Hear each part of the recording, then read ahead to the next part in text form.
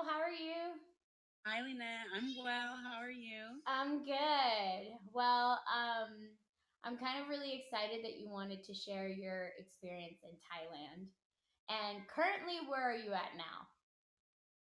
So right now I'm in Houston, Texas.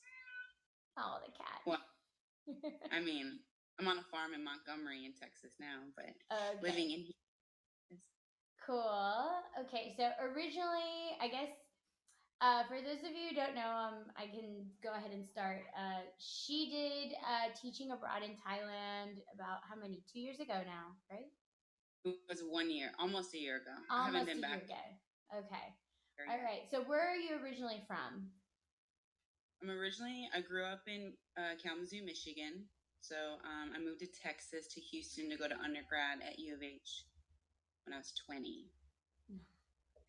Okay. hmm And then why did you choose Thailand of all the places? I really didn't expect to go to Thailand. I never expected to go to Southeast Asia. I really expected to go to Spain, but I met someone who taught in Thailand. And so that personal reference was just enough for me to just go to Thailand. And how long was the process to get it through? The process was really quick. It probably took like maybe a few weeks. It took longer for me to decide to go. So Okay. I I heard about it like in 2014, and then contemplated, looked it up, and then applied in February of 2015, interviewed, got it, sent the contract over, signed the contract, and then had to get my passport. I mean, typical. So I applied in February and I left in May. Oh wow, that's really fast. And when is the school period there? Like when do the kids start? The school year starts in May. Then there's a break in October. And I worked at a private Christian school, so they had Christmas off. And then the school year ended in March. And then we did summer school in April, and then that was it. Gotcha. May And to May to March. so what was the thing that was holding you back from actually doing it?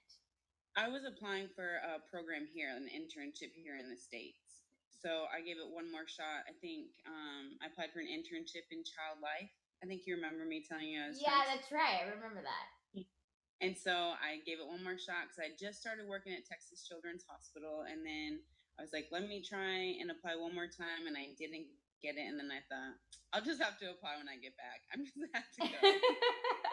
Okay, that's good. And then what were your goals? Like, did you have any particular goals while you were there that you wanted to do, or I don't Sure. know? To be honest, I didn't know what I was getting myself into.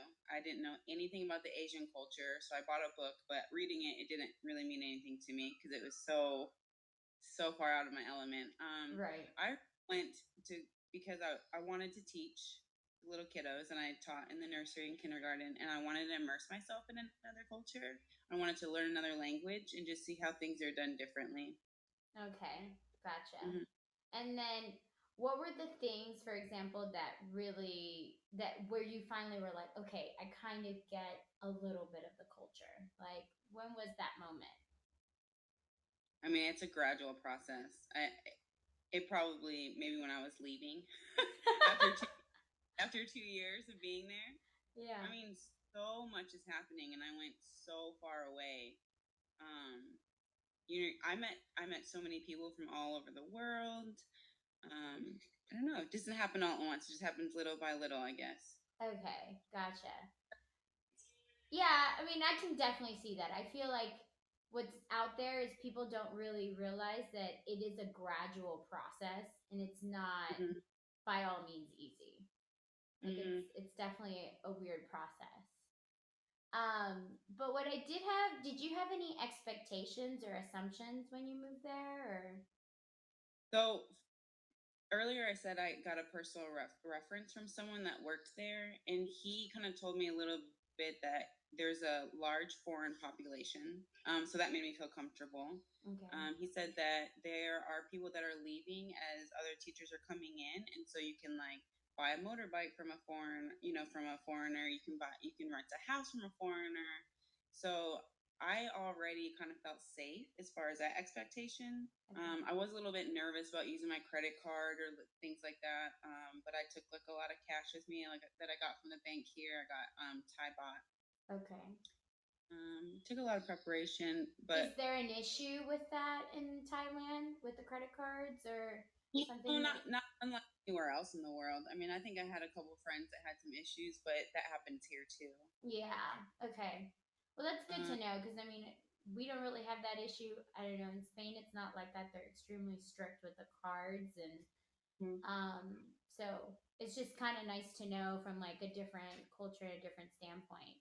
mhm. What was the most difficult thing to of living abroad?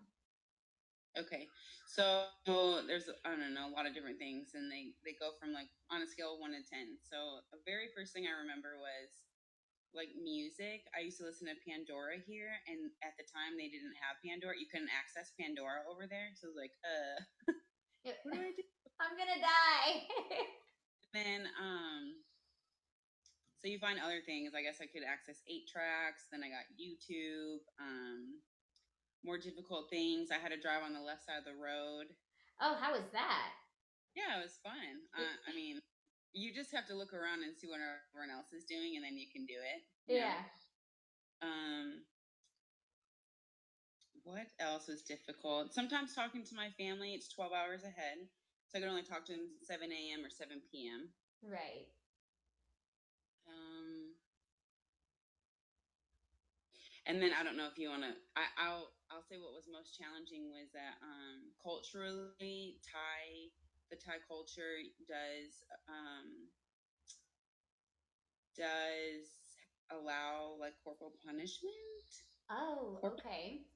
punishment? I So, don't know. It's kind of a tough subject, but they do believe in almost like spanking, hitting, pinching. They say it's illegal there, but it's there.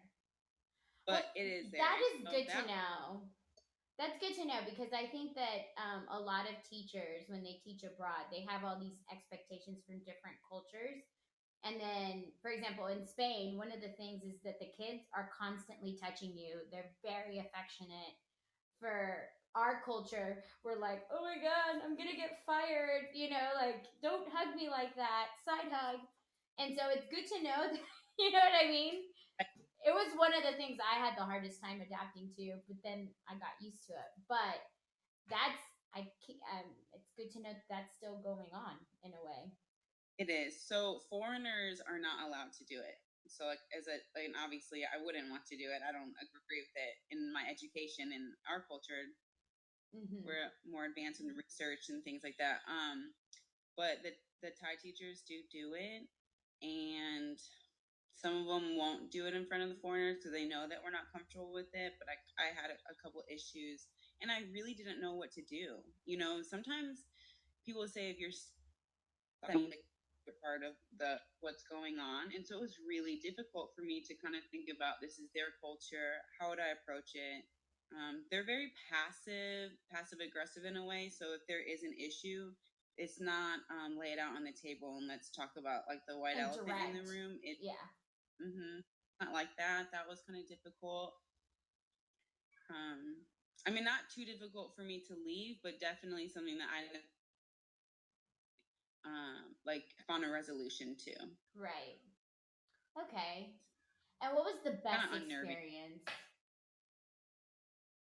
I really enjoy the lifestyle. I love the lifestyle. So I drove a motorbike for 2 years, which means I did not drive a car for 2 years.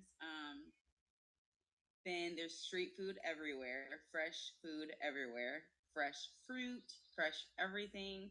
I lost like 15 pounds in 3 months because it's just so different over there. Yeah. So I liked being outside. My house, like all the kitchens have outdoor kitchens, or all the houses have outdoor kitchens. So I really liked that. Stop 1 second, okay? And my